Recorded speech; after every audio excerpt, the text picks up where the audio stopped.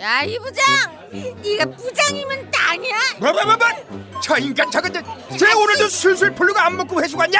내일도 신체 상태로 출근하겠구만. 아유. 고려 생활건강 술술 풀리고 음주전 한포가 당신을 지켜드립니다. 특허받은 천연 유래 성분 숙취 해소제 술술 풀리고를 은하계 최저가로 딴지마켓에서 만나보세요. 한글도 남보다 빨리 깨치고 참 똑똑했는데 갈수록 실력이 뒤처지는 것 같아 걱정이에요. 혹시 초등학교 교과서 본 적 있어요? 어려운 어휘가 너무 많아요. 학교에서는 어휘 개념을 하나하나 설명해 줄 시간이 정말 부족하잖아요. 그럼 어떡하죠? 내 아이의 어휘만큼은 내가 책임져야죠. 어휘 공부의 정성. 초등어휘 3000, 초등어휘 5000. 검색창에 초등어휘 3000을 쳐보세요. 자려고 누웠는데 저스툰 지루한 지하철에 저스툰 자려고 누웠는데 지루한 지하철에 클래스가 다른 재미 저스툰 클래스가 다른 재미 저스툰 웹툰 웹소설은 저스툰. 클래스가 다른 재미 저스툰 다시 날씬해지고 싶어. 다이어트 해야 하는데 좀 간단한 방법 없을까? 1522-6648 1522-6648 혹은 비타샵을 검색해주세요.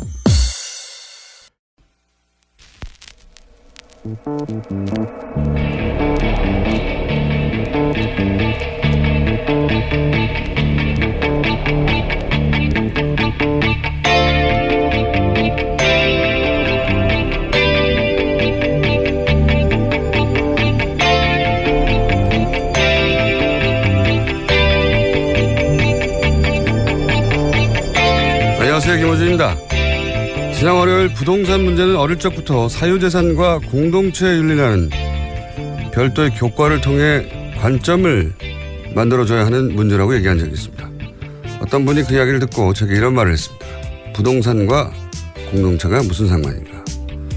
내가 부동산을 취득하는데 누가 돈을 보태준 것도 없고 그 집값을 올리기 위해 인테리어도 내가 있고 내 노력으로 내 돈으로 취득했고 세금까지 냈는데 내 재산을 놓고 나한테 아무런 도움도 준 적 없는 남의 상황을 왜 고려해야 하냐. 반만 맞는 말입니다. 그렇게 취득한 부동산의 가치는 본인의 노력과 그 집에 들어간 재료값의 합이 아니죠. 그 가치는 그런 노력과 재료에 더해 그 입지 등 주변 수많은 요소들의 복합된 가치가 만들어낸 거죠. 그런데 그 도로, 교통 편의, 교육, 공원, 그 주변 환경은 시도, 국가재정이 만들어낸 겁니다. 그리고 그 재정은 그 공동체가 격출한 돈으로 만든 거죠. 그 부동산의 가치가 사유재산인 건 분명하나 조금만 생각해보면 그게 전부 혼자서는 결코 만들어낼 수 없는 가치인 겁니다. 그래서 부동산은 사유재산의 관점만으로는 풀 수 없다. 사유재산과 공동체적 윤리가 긴장관계 속에서 해법을 찾아야 한다. 그런 이야기죠. 사실 어려운 이야기가 아닙니다. 우리가 그런 걸 배우지 않았을 뿐이죠. 김호준 생각이었습니다.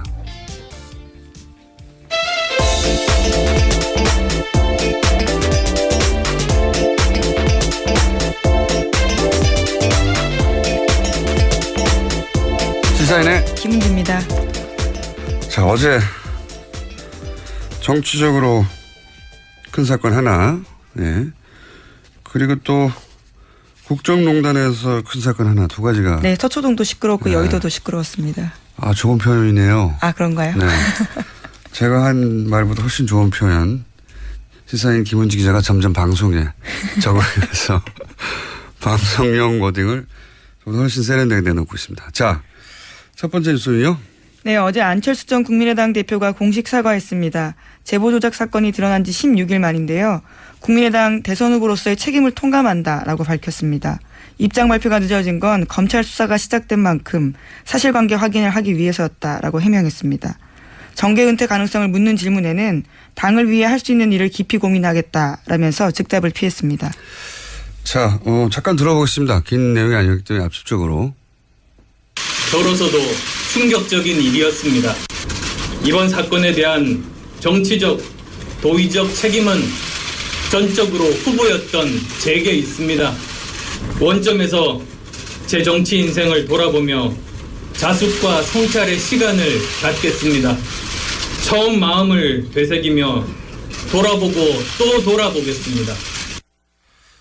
핵심 내용은 이 정도 되는 건데, 뭐 내용은 그러니까 몰랐다. 예. 그리고 정치적 도의적 책임, 그 법적 책임은 없다는 거고, 좀 길게 쉬겠다는 얘기. 그리고 마지막으로 정치는 계속 하겠다는 얘기죠. 예. 그렇게 요약될 수 있는데, 보통은 이제 좀 늦어진 입장 표명에 대해서는 보통은, 지금이라도 한 것이 다행이다. 보통 이렇게들 말하는데, 그래서 저는 늦어진 이유가 그 기자회견의 내용에 들어가 있는가 굉장히 궁금했어요. 그러니까 이준서 전 최고가 구속되지 않았더라면, 혹은 구속 여부가 바꾼 내용이 있느냐. 그래야지 이유가 나오잖아요. 근데 아무리 봐도 그게 없어요. 그러니까 구속이 됐는데 안 됐더라면, 혹은 구속됐기 때문에 바뀔 만한 내용이 있는가. 그러면 구속영장과는 무관하게 바뀔 내용이 없다는 건 사건 초기에 진작에 했어야 했던 내용만 있는 거거든요. 이렇게 되면은 그게 지연돼서 읽게 된 것은 지금까지 굉장히 많았는데, 당도 계속 그 지문을 받고 본인도 그런 추궁을 당하고, 그렇게 지연해서 얻게 되는 게 없는 거예요. 그 안에 내용도 없고 실질적으로. 당에서도 아마 그 안 전 대표의 입장 표명이 어떤 돌파구가 되어 주기를 기대했을 텐데, 그런 내용, 그런 역할이 없는 거죠, 여기서. 네, 그래서 어제 국민의당도 개인 입장의 사과라고 선을 그었습니다. 이렇게 위기가 닥쳤을 때 정치적, 그걸 해결하지 못하는 리더는 리더십을 잃게 됩니다. 저는 그런 맥락에서 안철수 전 대표 입지를 스스로 축소시키는 입장 표명이었다. 뭐가 있어야 되거든요. 어느 쪽으로든. 이런 정도의 내용으로 왜 이렇게까지 끌었는지 잘 모를 내용이었어요. 이 정도까지 끌었으면 어떤 방식으로든 그러려고 했구나 라는 나름의 승부수가 나와야 되거든요. 그게 뭐 정경원 테니 그게 아니어도 그랬구나 하는, 모두가 다 납득하지 않더라도 어쨌든 저런 방식으로 이 국면을 돌파하려고 하는 거구나 하는 게 보여져야 되는데, 그게 없으면 그 리더를 바라보고 같이 따라갈 수가 없잖아요. 그래서 제 생각에는 그 입장 표명은 입지를 굉장히 축소시키는 입장 표명이었고, 다시 정치 전면에 쓰는데 시간이 꽤 걸리겠다. 생각보다 많이 걸리겠다. 그런 생각을 들게 하는 기자회견이었습니다. 예. 제 점수는 낮습니다. 아주. 예.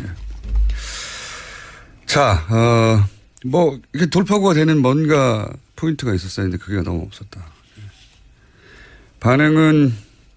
국민의당 반응은, 그러니까 이게 개인 입장의 사과라고 선을 그은 이유 중에 하나가 그게 없었던 거죠.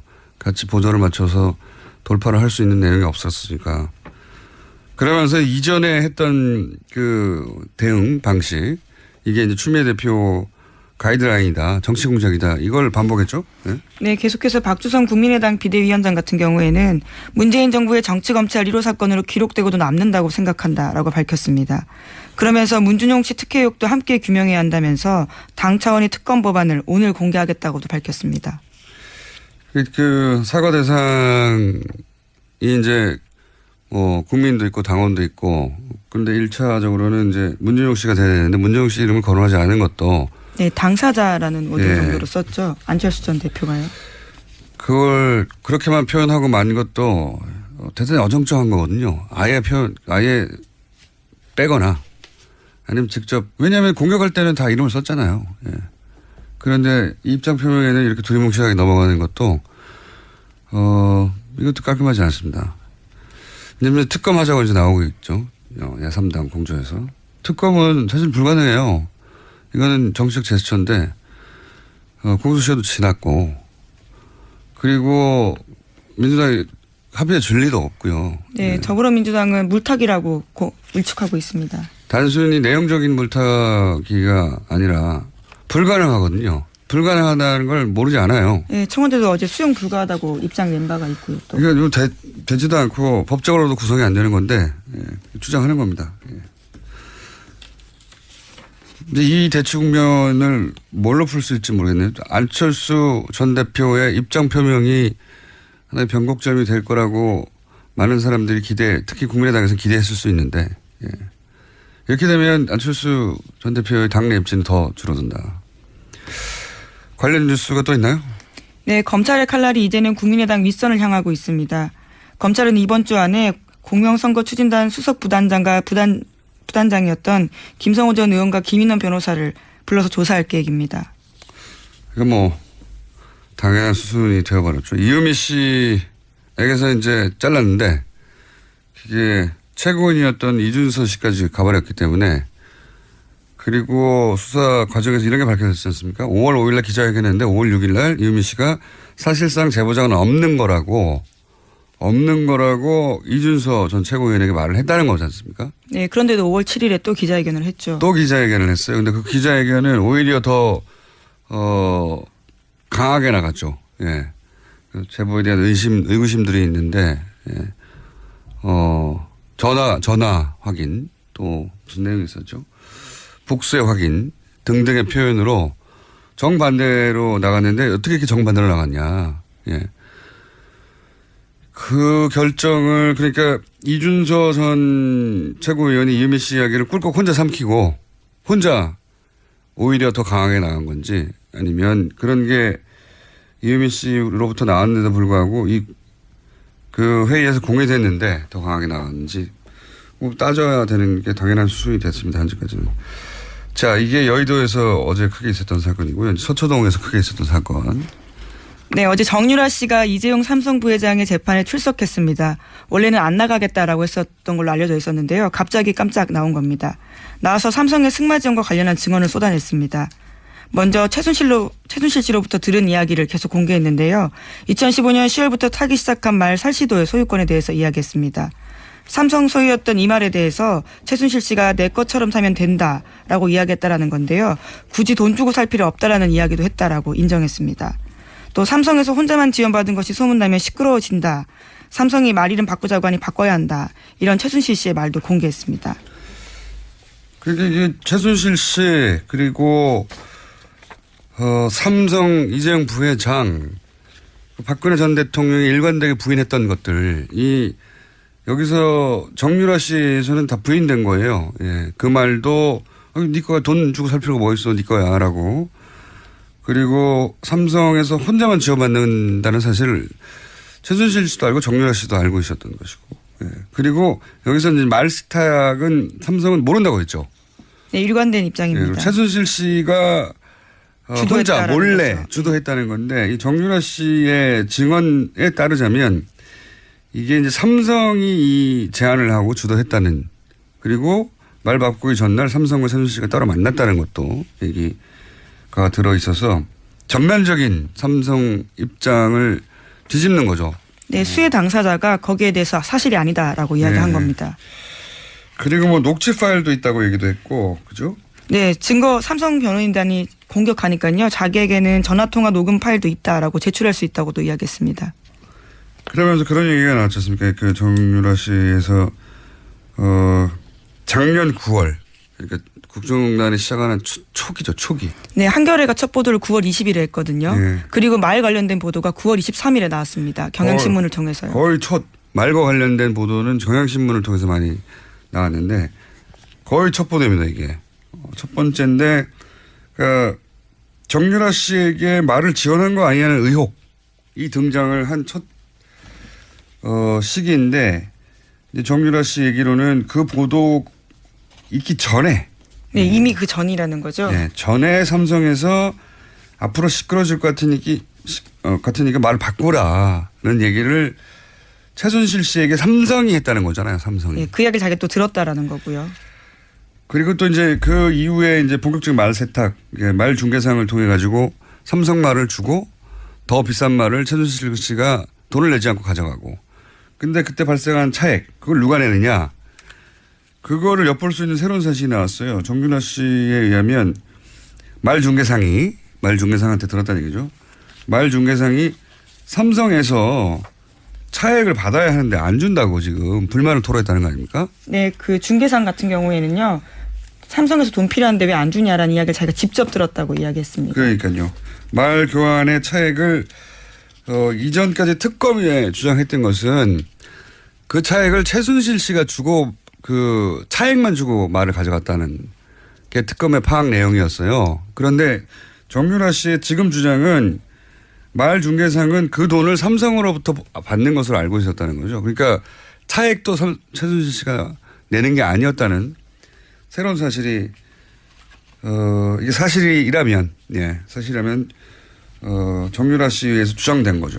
당사자에 의해서. 네. 어제 특검이 이렇게 물었습니다. 삼성이 차액을 안 보내줘서 당사자가 짜증낸 적 있느냐라고 물어보니까 안드레아스 그러니까 승마 코치이자 말 교환했던 사람이 영어로 삼성 needs to pay me 그러니까 삼성이 내게 돈을 줘야 한다라고 말했던 기억이 난다라고 이야기했습니다.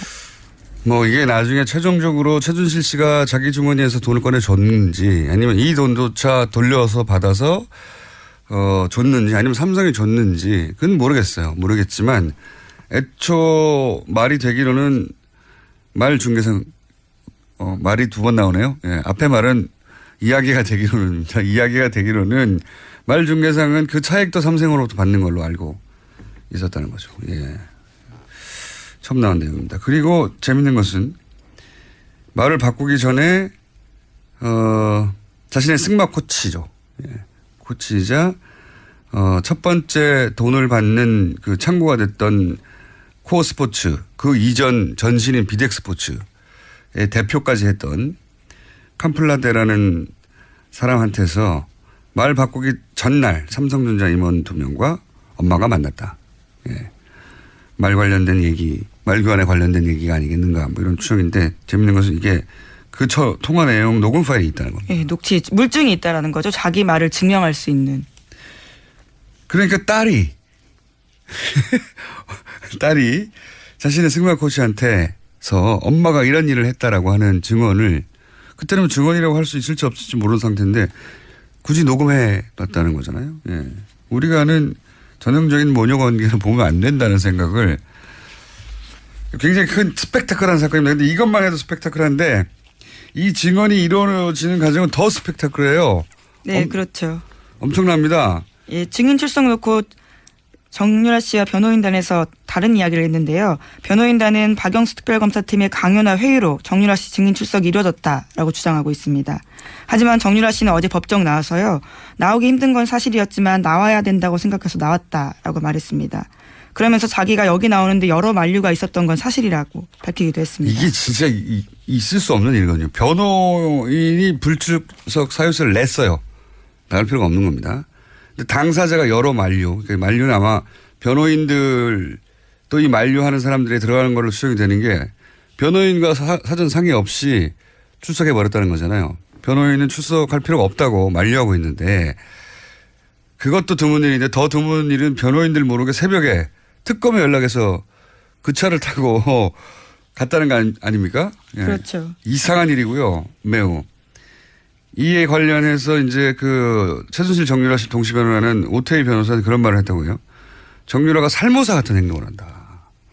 이건 단순 독설이 아닌 게 그리고 장시호보다 더하다. 예, 어제 법정에서 그런 식의 이야기를 했다라는 거죠. 살면서 엄마 죽이는 뱀이거든요. 물론 잘못된 상식에 의해서 만들어진 이름이지만 의미한 바는 엄마를 죽인다는 거예요. 실제 이 증언이 이재용 부회장에게도 불리하고 최순실 엄마에게도 불리하고 박근혜 전 대통령 모두 다 불리하죠. 예, 불리한데 엄마 딸을 같이 변하는 변호인들이 하는 말이니까 의미는 당연히 그거죠. 엄마를 죽이는 거라고. 예. 의대인을 이렇게까지 살모사라고 마음에 안 들면 변호인 사퇴하고 말지 이렇게 표현하는 경우도 없어요. 이상한 점 더 있어요. 김경재 변호사가 정유라 씨가 새벽 5시 혼자 이경재 나가서. 변호사. 이경재 변호사가 동시 변호하고 있죠. 정유라가 새벽 5시 혼자 나가서 빌딩 앞에서 성명불상자들의 승합차를 타고 갔다. 이렇게 얘기했잖아요. 왜 이상하냐면 그 시간에 혼자 빌딩을 나간 걸 변호인이 어떻게 알죠?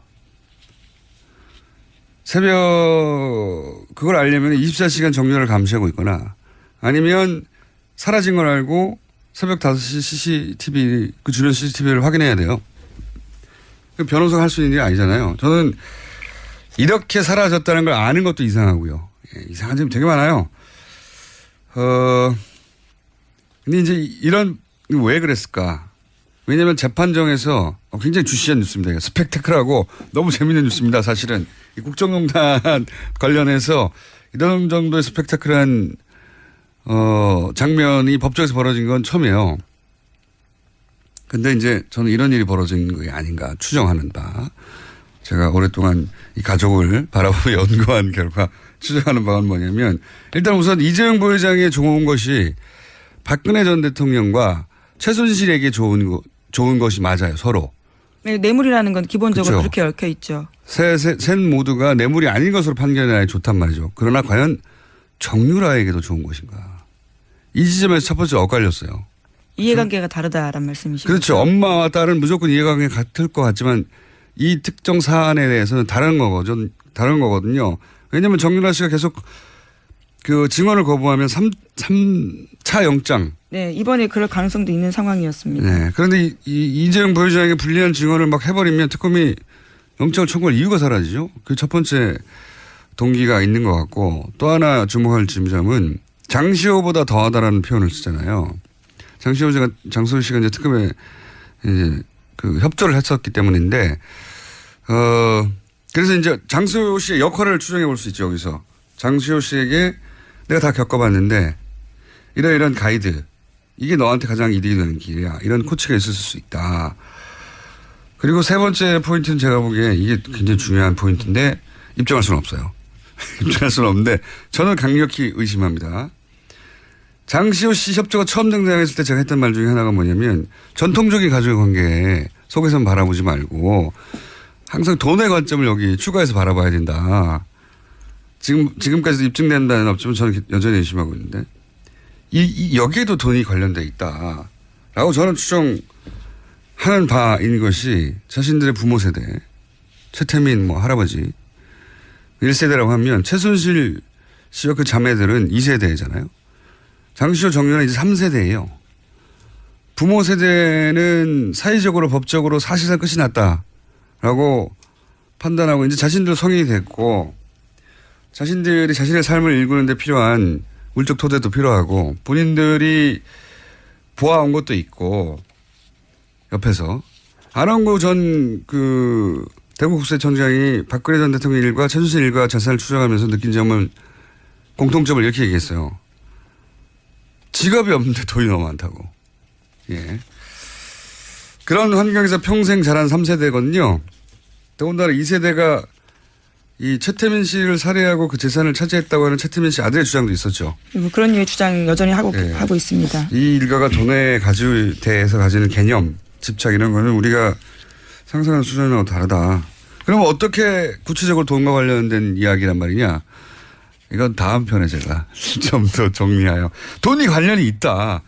돈이 관련 없이 이렇게 극적으로 드라마틱하게 입장 변화가 있을 수 없다라고 저는 봅니다. 일단 거기까지 해놓고요.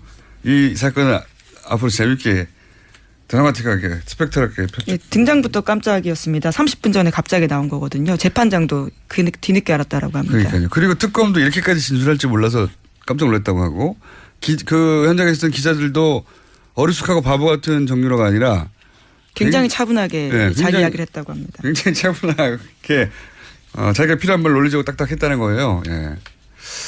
우리는 정유라 씨를 잘 모르고 있을 수도 있습니다. 자, 벌써 시간을 많이 썼네요. 예.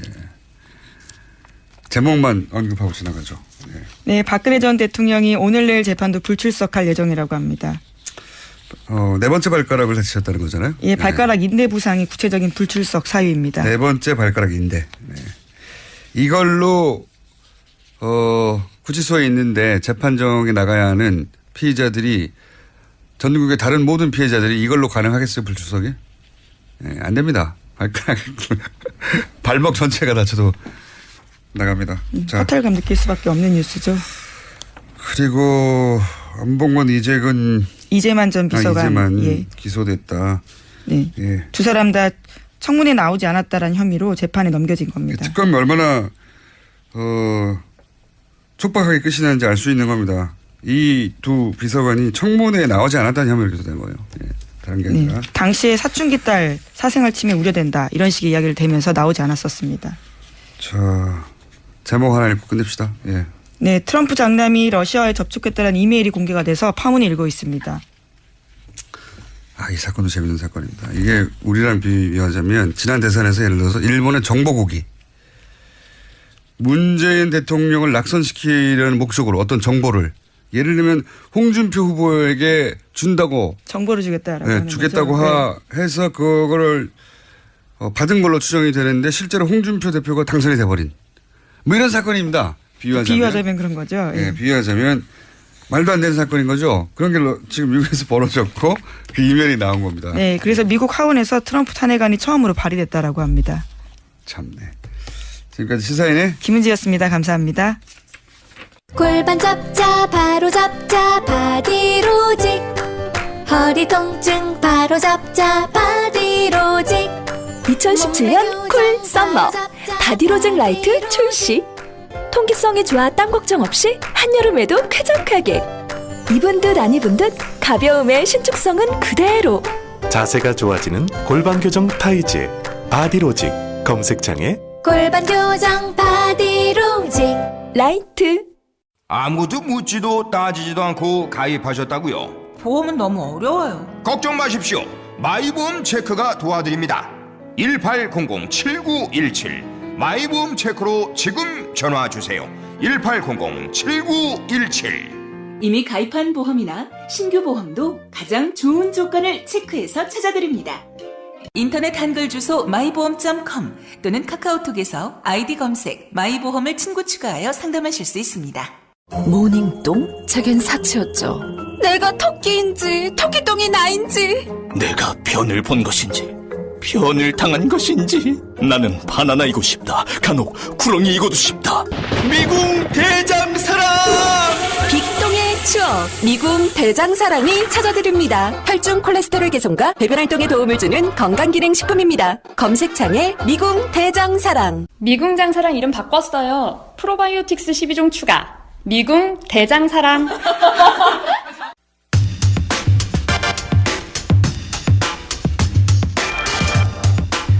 자, 굉장히 오랜만에 방송에 나오시는 분입니다. 그리고 아마도 많은 분들이 많은 기자들이 인터뷰나 방송 섭외를 했을 텐데 그동안 전혀 등장하지 않았던 장제원 의원이 나오셨습니다. 안녕하십니까? 안녕하십니까? 반갑습니다. 장제원 의원. 왜 또 안 나오는 사람 불러가지고 그러세요? 저희가 인터뷰를 좀 굉장히 오랫동안 해왔습니다. 네. 해왔는데 최근에 이제 자유한국당에 대해서 혁신이라는 이름으로 극우화가 되고 있는 것 같다. 이런 발언을 하시면서 홍준표 대표와 설전을 벌이고 계시고 그래서 다시 한번 저희가 섭외 요청을 했는데 조건을 한 가지로 달고 나오셨어요. 뭐냐면 좋다. 첫 인터뷰는 뉴스공장에 나가겠는데 세타령만은 아니 노래는 틀지 마세요. 세타령만은 틀지 말아달라고 해서. 아니 세타령이 아니라 다른 노래도 틀지 마세요. 아니 이제 저희가 처음에 듣기로는 세타령을 틀지 말라고. 아니 노래를 틀면 제가 정말 지금 당에서 해야 될 일이 많거든요. 그래서 저희가 이렇게 정치인이 희화화돼 버리면 그것이 딱지가 딱 붙게 되면 힘들어요 지금. 지금은 당이 혁신을 해야 되고 많은 의원들과 함께 해야 되는데 그 동력이 사라져요. 그래서 저희가 그런 서정적 그런 세타령 같은 희화되는 음악 그거 안 돼요. 서정적인 아니 안 돼요. 아니, 노래는 틀지 마시고 잠깐만 들어보시죠. 안 돼요. 그건 안 되고요. 한 번만 들어보시죠. 왜냐하면 그렇게 되면 그 노래가 이제 타이틀곡이 돼요. 타이틀곡이 되면 그 노래에 따라서 제가 희화화되는 정치인이 되기 때문에 지금 당에 굉장히 지금 중요한 노선 문제가 있거든요. 당의 정체성 이념 노선은 정말 가장 중요한 겁니다. 이 개혁 과정에서. 그렇기 때문에 그런 것들을 할 수 있도록. 그러면 이렇게 타협을 보죠. 왜냐하면 저희는 이제 묻지 않고 당연히 트는데 요 한 구절만 들어보고 절대 앞으로는. 근데 한 구절 나가도 이거는 이제 편집이 돼가지고 온 인터넷 공간을 돌기 때문에. 황금박쥐 이런 거 세탁 이런 거 아니거든요. 자, 그거는 오늘은 좀 삼가해 주십시오. 그러면 제가 끝날 무렵에 중요한 얘기 다 끝나고 나서 그건 또 의논해 보자고요. 아니 저희도 심혈을 기울여서 준비한 그 등장 음악이기 때문에 이게 세타령이나 또는 뭐 황금박쥐처럼 경박하고 이런 게 아니거든요. 어쨌든 제가 지금 전개되는 서정적이고 가슴에 와닿고 촉촉해지는 음악인데. 어쨌든 저의 각오를 좀 먼저 밝히면요. 잠깐만요. 그 전에 각오 전에 탈당을 결정적으로. 왜냐하면 저희는 탈당 마지막 순간까지도 마지막 순간까지도 이게 아니다. 이게 다시 되돌아가야 할지 모른다는 고민을 하셨다는 걸 알고 있어요. 그렇습니다. 네. 최후의 순간까지도 돌아갈 거의 직전까지 가신 것을 제가 알고 있는데 왜 돌아가지 않았는지를 모르겠어요. 왜냐하면 그때부터는 연락이 끊겼기 때문에. 왜?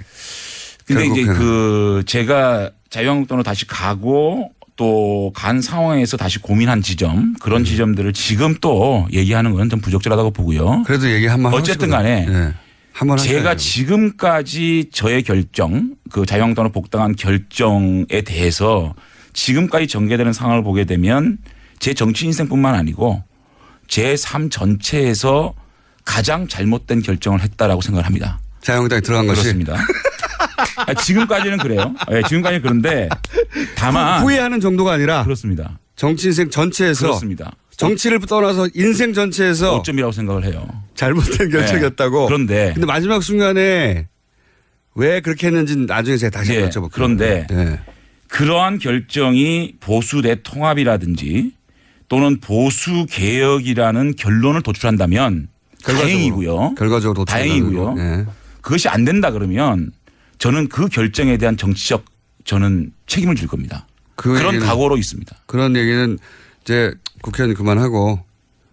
글쎄 이제 그거에 대해서는 안철수 대표도 대충 얘기했는데 저는 이게 더 수위가 높지 않나요? 어쨌든 우리 지역 주민들한테 피해가지 않는 방향에서 불출마합니까? 만약에 보수 대통합 혹은 이 보수가 잘못된 방향으로 가고 있다라는 확신이 들면 저는 정치적 결단을 할 겁니다. 그러니까 바른정당과 어떤 형식으로도 대통합을 이뤄내지 못하거나 도통합이든 소통합이든 간에 이뤄내지 못하거나 보수가 통합을 해서 함께 간 기반을 마련하고 또 보수가 합리적 보수 또 개혁적 보수의 모습으로 일정 부분 전혀 가망성이 없다.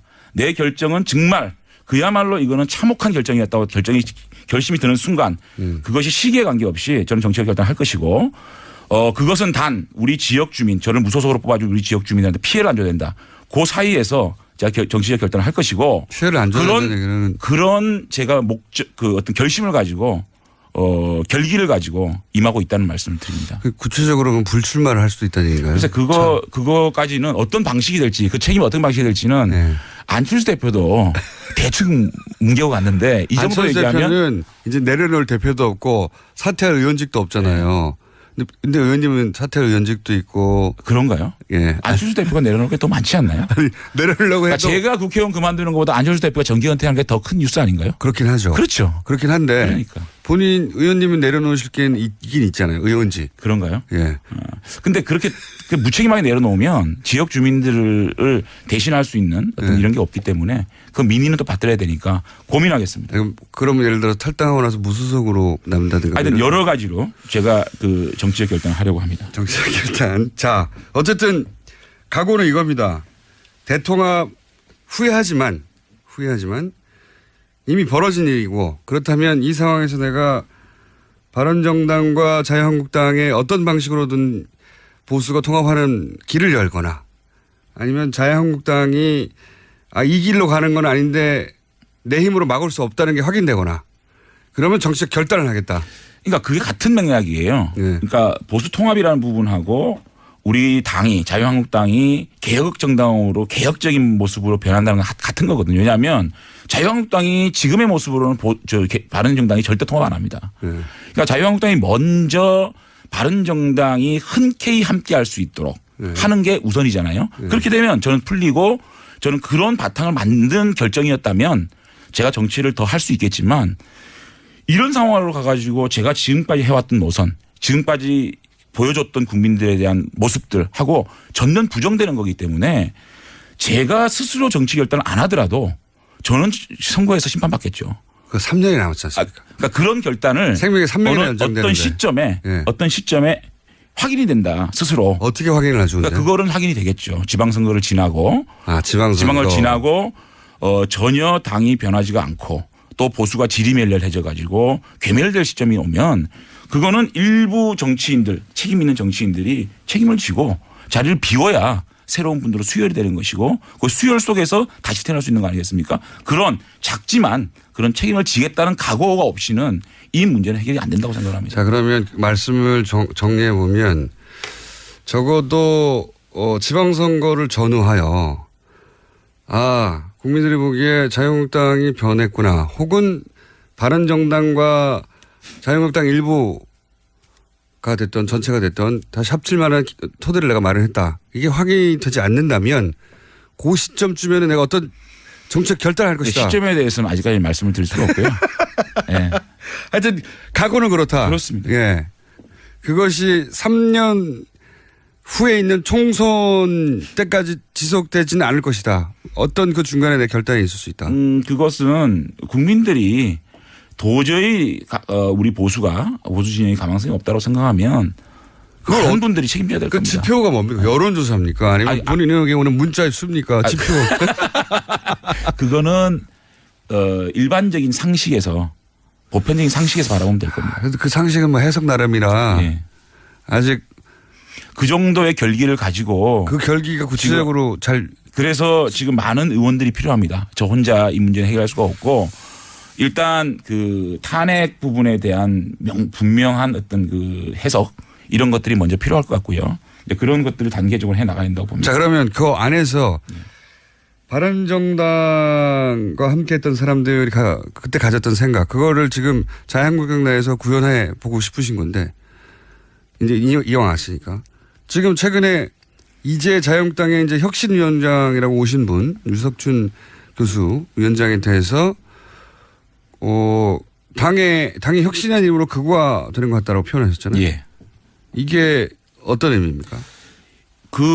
제가 그 페이스북에 그걸 올렸을 때 홍준표 대표께서 이 극우의 개념을 다시 한번 보고 비판하라 이렇게 말씀하셨잖아요. 그러면서 어저께 대변인 논평 나온 거 보니까 극우의 개념을 말씀하시더라고요. 뭐 이탈리아의 무솔리니 또 파시즘 극단적인 인종주의 폭력 이런 얘기 하시는데 일반적인 우리가 극우라 그러면 우측에 있는 분들 중에서 가장 우측에 있는 분을 일반적으로 극우라 그러잖아요. 일반론으로 가게 되면. 그럼 현대사회에서 폭력이 있을 수가 있나요? 감옥에 가야죠. 그렇기 때문에 노선이 가장 오른쪽에 있는 사람을 극우라 보면 그게 전체주의고 국가주의고 안보 측면에서 좀 강한 강경 노선, 강한 일변도 이런 것들 이런 분들을 극우라 그러잖아요. 그런데 유석춘 위원장 같은 경우에는 유신 부분에 있어서 국가의 위기를 극복하기 위한 수단이었다. 이렇게 얘기하는 것들이잖아요. 그게 가장 어떻게 보면 국가들 위기를 표명함으로 인해서 개인적인 인권을 억제는 이런 것들을 미화하는 것이 극우죠. 독재를 위한 거죠. 사실. 그리고 북한 문제를 선제적으로 타격할 수 있다. 그럼 무력 통일도 하자는 얘기인지 이게 극우잖아요. 결국은 제가 볼 때는 이런 것들을 극우로 저는 칭했다는 말씀을 드리고 결국은 제일 중요한 게 보수의 위기가 왜 왔습니까? 탄핵 때문에 왔습니까? 국정농단 때문에 왔습니까? 국정농단 때문에 온 거 아닙니까? 이것에 대해서 정치 보복이다. 그럼 그건 누가 보복을 했죠? 정치 보복을? 국민들이 한 겁니까? 그래서 3분의 2 국회의원들이 탄핵 소추를 발의하고 또 만장일치의 헌법재판소의 결정을 무시하는 이런 사고가 만약에 우리 자유한국당의 개혁의 방향이라 그러면은 제가 가장 먼저 청산 대상이 돼야 된다고 생각한다는 제가 말씀을 드린 겁니다. 그리고 이런 말씀도 하셨어요. 유석춘 교수 본인이 태극기 집회에 참석을 하였고 태극기 집회는 의병이었다라고 표현하셨고 의병. 태극기 집회가 의병이면 촛불 집회는 오랑캐가 되는 겁니다. 저희는 저희의 개혁의 시작은 탄핵에 대한 인정부터 해야 되는 겁니다. 지금 우리 자유한국당이 가장 쉬운 방법이 태극기 집회 논리를 가지고 그분들을 결집시키는 것이 가장 쉬운 방법입니다. 그거를 하고 있죠. 그러니까 예. 그런 것들을 아깝고 아쉽고 힘들지만 그것을 잘라내지 못하면 우리 자유한국당은 거기서 가치는 15% 20% 정도에서 끝난다. 그래서 저는 그런데 이미 유석춘 위원장이 혁신을 하려고 들어왔는데 그분이 그런 생각을 하는 분이면 이미 명백해진 거 아닙니까? 보겠다는 거는 네. 앞으로 혁신위원회 임명 그리고 자신의 그러한 사상이나 노선 이념을 자신의 개인적인 생각이라고 말씀하셨거든요. 그렇기 때문에 개인의 이념이나 사상이나 역사인식을 당의 당헌 당규나 정강정책에 반영되면 안 된다는 게 제 주장이고요. 혁신위원회 임명과 혁신의 하는 과정을 지켜보겠다는 것이고요. 제가 말씀드리는 혁신의 가장 시작은 뭐냐. 제가 가장 주장하는 거는 지난 9년간 대한민국의 국민들이 우리 보수에 얼마나 많은 표를 주고 얼마나 많은 도움을 주셨습니까? 그런데 지난 9년 동안 우리 보수가 정권을 잡아가지고 양극화가 해소됐습니까? 일자리가 많아졌습니까? 외교를 잘했습니까? 안보를 잘했습니까? 아무것도 잘못했잖아요. 그렇기 때문에 국민들은 정권을 바꾼 겁니다. 이 민심을 철저하게 9년간 우리가 정책적으로 정치적으로 또 권력을 운영하는 데 있어서 뭘 잘못했는지 먼저 이것을 백서로 만들어서 국민 앞에 반성하는 것이 먼저다. 그거를 실천하지 않고 우리 9년간 보수 정권이 국민 앞에 잘못한 것 이거 자복하고 반성하고 그거를 낱낱이 우리가 그거를 국민한테 보고하지 않으면 혁신의 시작이 되지 않는다. 저는 이렇게 주장하는 겁니다. 그런데 개인적인 생각이라고 했지만 개인적인 생각과 다른 일을 하라고 어떤 분을 모셔오지는 않잖아요. 다만 이미 시작된 거 아닌가요? 물론 예. 그래서 제가 우려를 표한 거고요. 예. 가장 중요한 게 역사인식 유신이라든지 대북 문제라든지 이런 걸 바라보는 인식과 또 가장 중요한 탄핵. 그 문제는 뭐냐면 지금까지 우리 보수 정당이 산업화 보수가 있었고요. 그다음 민주화 보수가 있었잖아요. 그런데 지금 산업화 보수는 보수보다 민주화 보수가 그동안 한나라당 새누리당 이끌어온 건 사실이거든요. YS의 어떤 그 정신을 좀 많이 이어받은 부분인데 지금 다시 산업화 보수로 회귀하려고 하는 모습인 겁니다. 박정희 시대로. 예. 이런 것들을 우리가 어떻게 규정할 것이냐는 부분하고 최근에 있었던 탄핵 이것이 보수의 계매를 가지고 오는 또 국정농단이 보수의 계매를 가지고 오는 가장 터닝 포인트인데 이것을 어떻게 규정할 것이냐. 이것이 가장 중요한 포인트거든요. 자, 위원장이 이렇게 임명된 거에 대해서 제가 강한 입장표명을 했습니다. 자, 그럼 앞으로 혁신위원들이 어떻게 구성될 것이냐 또 혁신위가 어떻게 구성될 것이냐 그런 것들을 어떤 결정을 할 것이냐. 의원총회에서 얘기하고 만약에 유신에 대한 역사적인 판단 또 이 국정농단에 대한 역사 판단을 당이 잘못 판단한다 그러면은 그거는 노선 투쟁을 할 수밖에 없는 상황 아니겠습니까? 혹시 이렇게 강하게 부딪혀가지고 출당 당하시려는 계획 아니에요 혹시?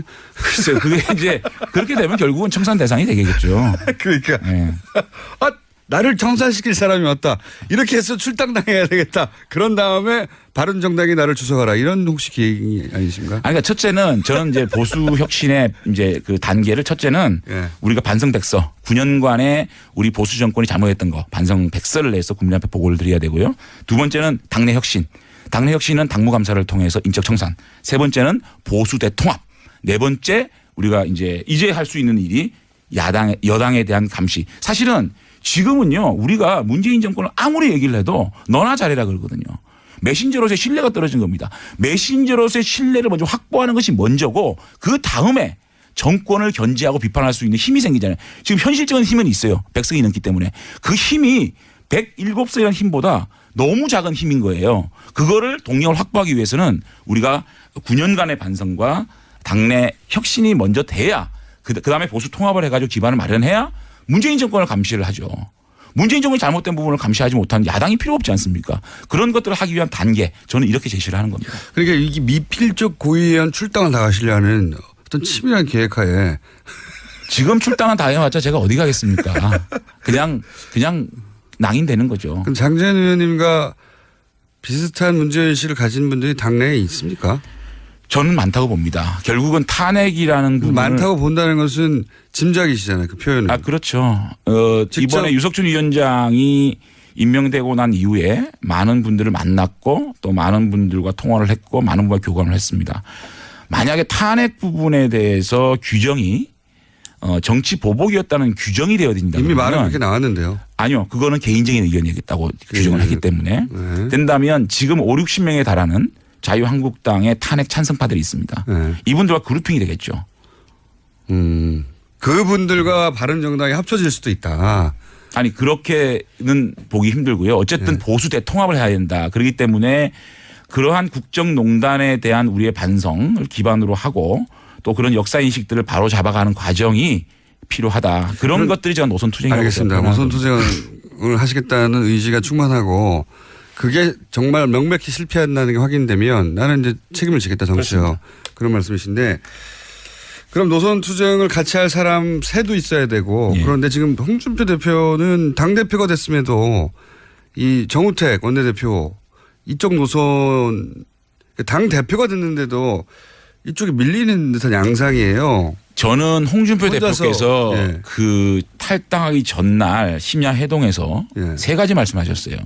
첫째는 자신이 하고자 하는 정부는 박근혜 정부의 2기가 아니다. 홍준표 정부다. 두 번째는 바른정당의 선수들이 다 있다. 여러분들이 와서 도와주면 보수 정권을 만들 수가 있겠다.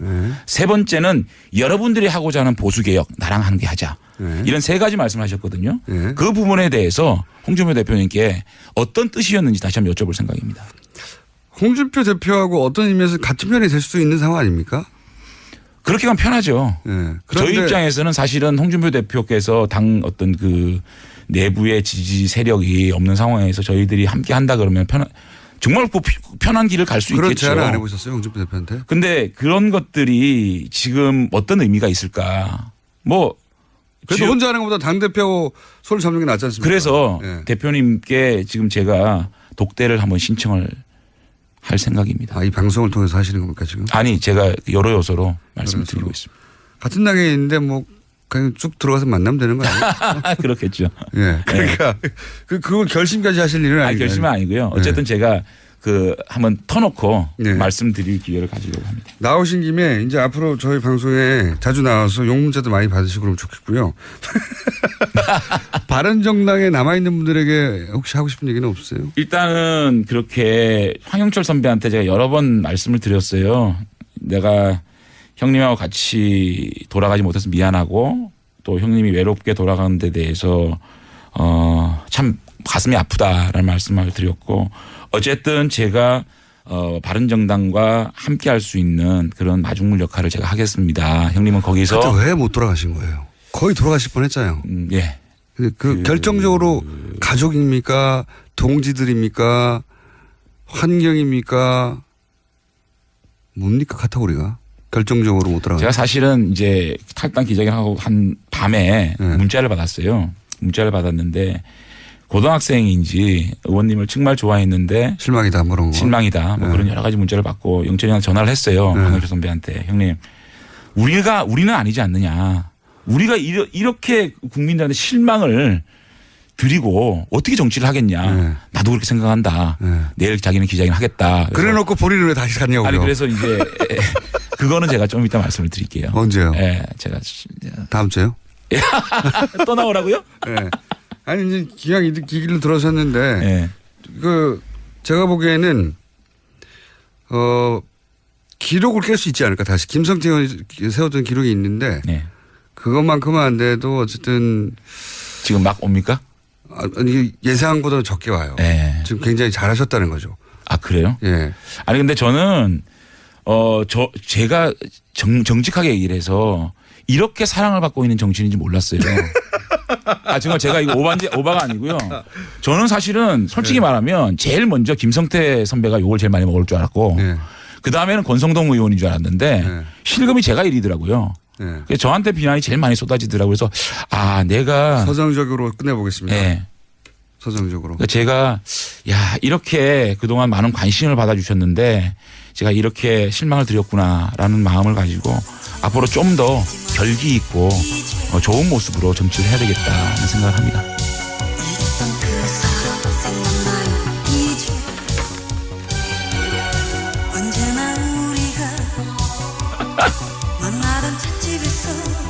이게 무슨 노래죠?